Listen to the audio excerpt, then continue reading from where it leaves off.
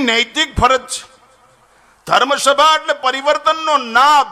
આ ખેતી છે. જેમ દૂધમાં છાશ નાખી તો પરિવર્તન શરૂ થઈ જાય, જમીનમાં બિયારણ નાખી તો પરિવર્તન. શબ્દ બ્રહ્મની આરાધના. કાનથી ખાઓ, ભાન આવશે, મુખનું સુખ દુઃખ દેશે. માતાઓની નૈતિક ફરજ છે તમારી પ્રજાને પહેલા 5 વર્ષનું થાય ને ત્યાં સુધી એને પ્રેમ આપો. પ્રેમ એકલો. હમણાં ગુવાહાટી ગયો તો એક યુરોપિયન છોકરાને હાંકળેથી બાંધેલો, ગળામાં ચામડાનો પટ્ટો, એમાં એડ્રેસ લખેલું, ઇંગ્લેન્ડ, લંડન એમ.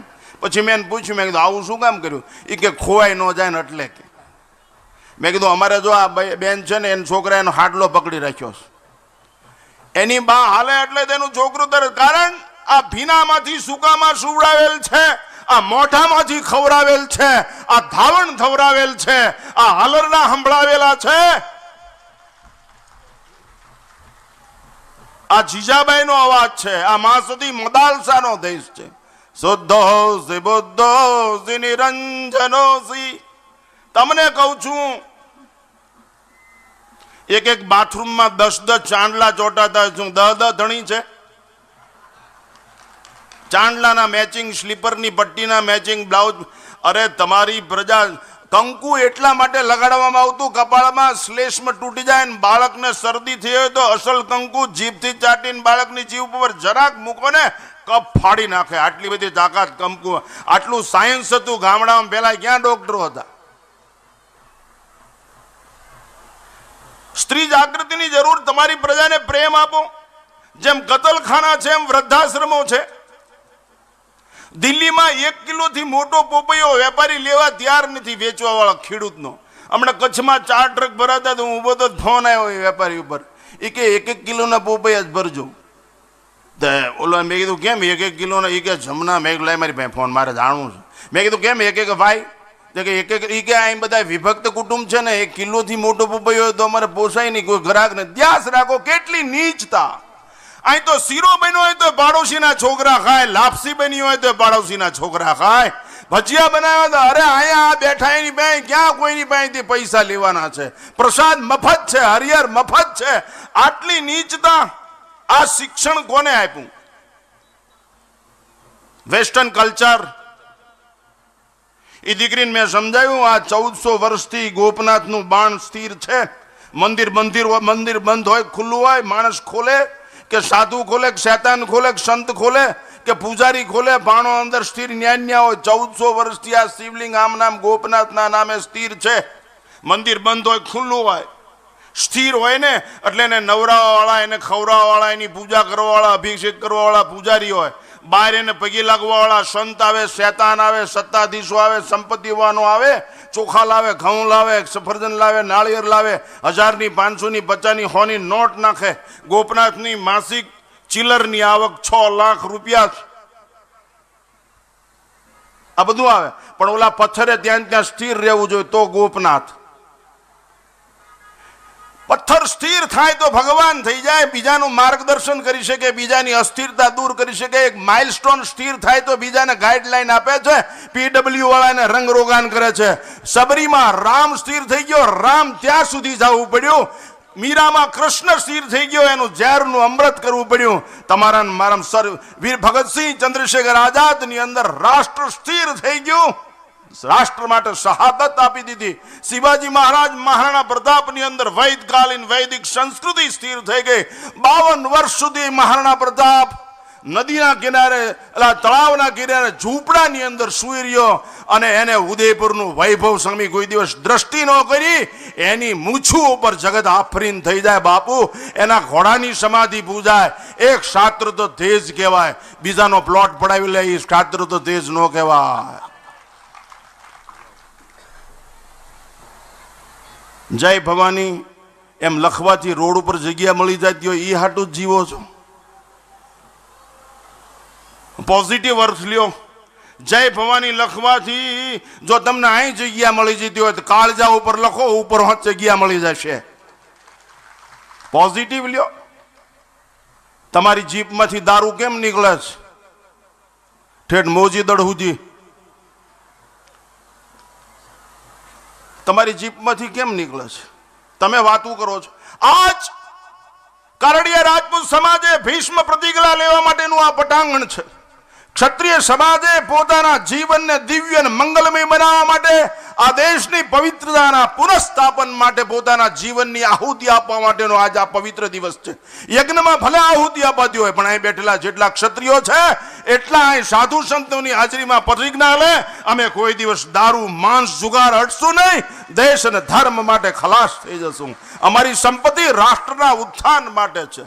આ દેશ વૈદિક સંસ્કૃતિનો દેશ છે. આ દેશ સાધુ સંતોનો દેશ છે. આ હિજડાઓનો દેશ છે. કેટલી કાયરતા કહેવાય. એક હેલિકોપ્ટર જેવું મુફલીસ પણ આવી, આટલા બધા તમે શું કરી શકશો? તમારી શું તાકાત છે? ખાલી કડતાલું ધૂન વગાડે ભગવ દેશ નહીં બચે એમ ભગવાન ન મળી જાય. અમે ગાંડી ના છીએ, પીએચડી થયા તો રોડ ઉપર છે 60 વર્ષના. પૈસા કમાવા ગધા મજૂરી ન કરાય. નારી ચોકડીએ ઉભા રહે, એક હોકી ઠોકી ઘડીકમાં લાખોપતિ થઈ જાય. પૈસાદાર થવામાં મહેનત ન કરવાની હોય.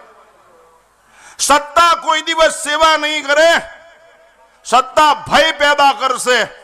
સંપત્તિ કોઈ દિવસ ઉદારતા નહીં દાખવે, સંપત્તિ હંમેશા લાલચ બતાવશે. સંસ્કાર જ સંસ્કૃતિનો માપદંડ છે. સંસ્કાર જ માનવ જીવનનું પરિવર્તન કરી શકશે. અને આ બધા સંસ્કાર માટે બેઠા છે. અને સંસ્કારની જ્યાં પ્રધાનતા હોય, ચિત્રની કોઈ કિંમત હોતી નથી. ચિત્ર ગમે એટલું વિચિત્ર હોય, પણ એ પવિત્ર હોય તો જખ મારીને પગે લાગવું પડે. હું ઘણી જગ્યાએ કહું છું, હનુમાનજી ગણપતિ મોઢામાં ક્યાં ઠેકાણું, પણ પગે લાગવું પડે કે નહીં? એની પાસે પાવર છે. મેં સેવક રઘુપતિ પતિ મોરે અસબમાન જન જાય. એની પાસે નશો છે. તમારી પાસે નશો છે. જે મૂર્તિ ઉભી હોય 24 કલાક એની જ ગણાય. રામની, કૃષ્ણની, ભક્તની, યોગીઓની. આપણામાં વિચાર ઉભો છે? આપણામાં એક વિચાર સ્થિર છે?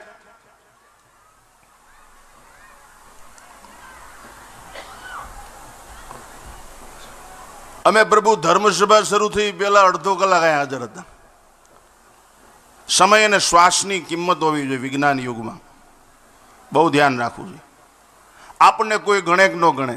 મને ઘણી વાર કે મહારાજ તમે ફરી વાર વિચારતા હો. મેં કીધું હિજડાનું કામ છે, વેશ્યાનું કામ છે. ફરી વાર વિચારવું હોય, હું વિચારીને ઘરેથી નીકળ્યો છું. અને શરીર છૂટે ત્યાં સુધી એ જ વિચારે જવાનું છે. કોઈની પરવા નથી. કદાચ કોઈ સિદ્ધ કે ગીધ કે શું ફેરી જાય, એક પકડી રાખ્યું છે. હાવણી કચરો કાઢવાનું સાધન છે, પણ જો દોરી છૂટી જાય હાવણી કચરો થઈ જાય. એમ ભવસાગર તરવાનું સાધન છે. આ મરવા ફરવા ચરવાનું સાધન નથી. અમે પૈસા ભેગા કર્યા તો મારી પાસે 10 હેલિકોપ્ટર હોત. હું આ દેશના પ્રાઇમ મિનિસ્ટર નમોન 11 વર્ષથી એક પાણા ઉપર લઢા લીધા. એ ત્યાં પ્રાઇમ મિનિસ્ટર છે, હું અહીં તમારી સામે બેઠો.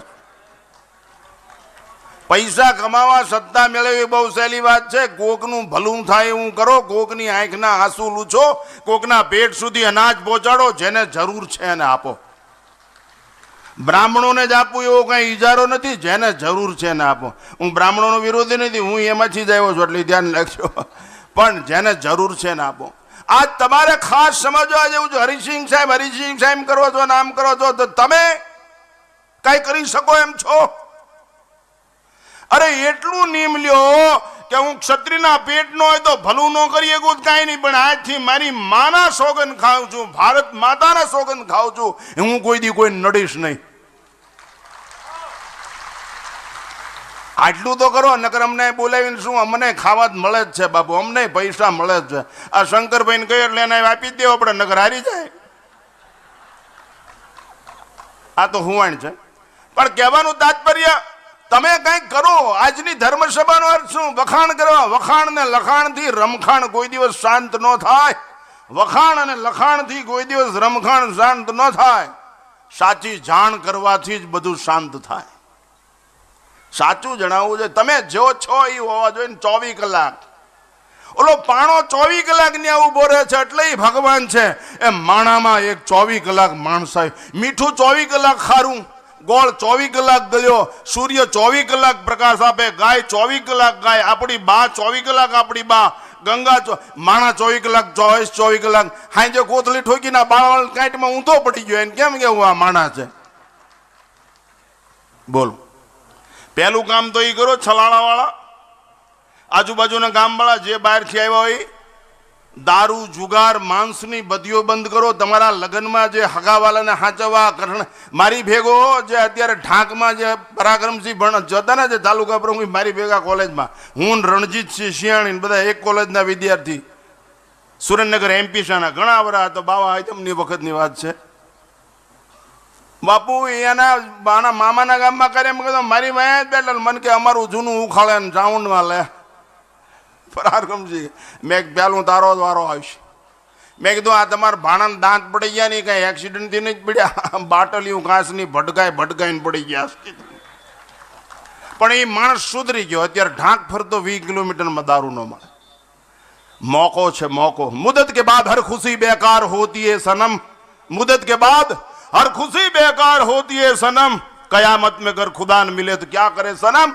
आज क्षत्रिय समाज ने हरिसिंह साहेब ઉપર ફિદા થવા, ફના થવા, એના પ્રત્યેનો આત્મીય ભાવનો દાવો પ્રગટ કરવા માટેનો મોકો છે, અવસર છે. ઝડપી લ્યો, ખાઈને જતા રહેજો, વાવા કરશો, શું ફાયદો, શું ફલશ્રુતિ? આની ફલશ્રુતિ શું? બાણો બે હડ દેવો, આ જવતલ હોંપી દેવાય, આની ફલ શું? બાવા ભેગા કરીને હાર પહેરાવીને કવર આપી દેવાય, આની ફલશ્રુતિ શું? માણસ થા માણસ, આદેશ અધરતી એવું જીવન જીવો, એવું સુંદર મજાનું પવિત્ર જીવન જીવો. સુજલામ સુફલામ મલય શીતલામ માતરમ સચ્ય સામલમ માતરમ. આ દેવી સંસ્કૃતિ વાળો દેશ, એવું કરવા અમે એમ જીવી છીએ એટલે તમને કહી છે. માટે મારો પહેલો પ્રશ્ન એ છે કે પથ્થર એકવાર મંદિરમાં જાય, પાણો એકવાર મંદિરમાં જાય એ ભગવાન થઈ જાય છે. માણો 1000 વાર અહીંયા જાય તો એના મા બાપ દુઃખી હોય છે, કારણ કે માણસ નથી હોતો, એના ભાઈ ભાંડુ દુઃખી હોય છે. ધર્મસ્થાનોમાં પૈસા આપતા પહેલા, મંદિરોમાં પૈસા આપતા પહેલા, દાનમાં પૈસા આપતા પહેલા ખાસ યાદ રાખજો કે તમારા ભાઈ ઉપર દેણું નથી ને, એ દેણાને ખાતર ઝેર નથી પીતો ને, યાદ રાખજો. મંદિરમાં 5000 લખાવો અને તમારો ભાઈ 1000 આટું ઝેર પી જાય તો એ 5000 તમને નરકની અંદર લઈ જશે. એ મોટો અધર્મ છે. કદાચ નો ગમે થાય એમ કરી લે, જેને નો ગમે એ.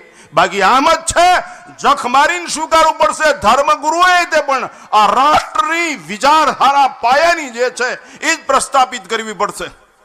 સરદાર શ્રી રાણાને 21 તોપના માનથી અગ્નિ સંસ્કાર આપવામાં આવ્યો. દેશ માટે જીવતા શીખો, દેશ માટે મરતા શીખો.